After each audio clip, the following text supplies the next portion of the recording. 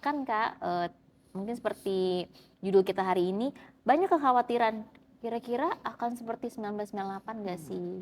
Ya kan dulu kan waktu 98 tuh sebenarnya umur kita tuh juga masih kecil, tapi kita udah ngerasain Merasakan ya, dampaknya. ngerasain dampaknya ya. Rasa telur Orang tua mahal kita ya. ngerasain dampaknya ya kan. Nah, kalau menurut Kak Amal nih, kira-kira akan sama atau justru enggak kok, masih aman kok 2026. Nanti Oke. mungkin Mbak Wahyu juga bisa nambahin ya, Mbak.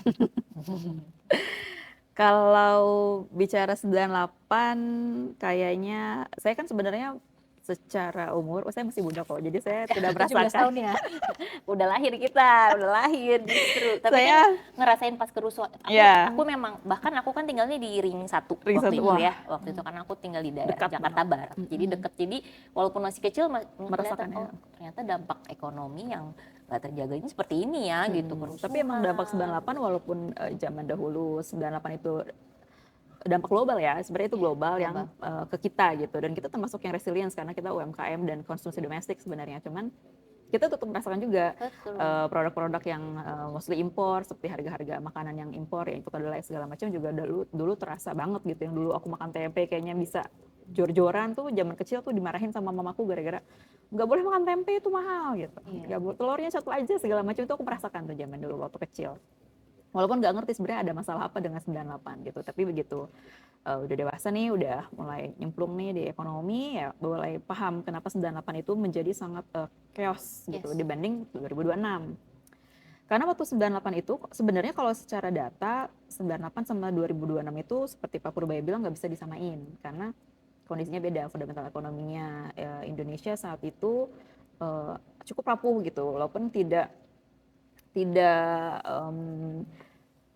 rapuh dalam arti karena pertumbuhan ekonominya minus. Pertama, waktu 98 itu dari data yang ku kumpulin tuh PDB 98 itu minus 13,1%, dan nilainya juga tidak sebesar saat ini 2026. Dulu tuh cuma 900 triliun gitu. Dengan ekonomi yang 13,1%, berarti kan dia hampir resesi sepertinya ya kalau zaman dulu gitu. Dengan suku bunga atau BI rate dulu 70% di tahun 98, Inflasi juga tinggi ya Kak waktu inflasi itu. juga sangat tinggi ya.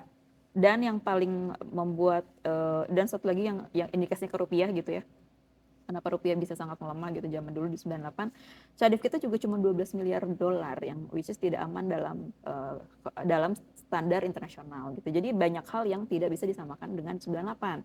Sedangkan di 2026 karena dengan kondisi-kondisi itu 98 menjadi sangat chaos karena memang ekonominya masih belum kuat gitu. Ekonomi Indonesia belum kuat, masih banyak celah di sana sini yang bisa membuat ekonomi ini kolaps saat itu. Ada kekhawatiran-kekhawatiran itu yang alhamdulillahnya tidak terjadi ya, kita sampai 2026 masih selamat gitu. Yes. Nah sedangkan di 2026 ya suku bunga masih terjaga di 4,75, terus cadef juga masih 146 miliar dolar per April kemarin yang sangat aman, standar kecukupan internasionalnya sangat aman, dan PDB juga yaitu 5,61%. Ya, menurut data sih menunjukkan tidak akan terjadi seperti itu. Makanya gimana, kenapa kok di 98 chaos dengan kondisi rupiah sekian, tapi di Indonesia saat ini nggak chaos?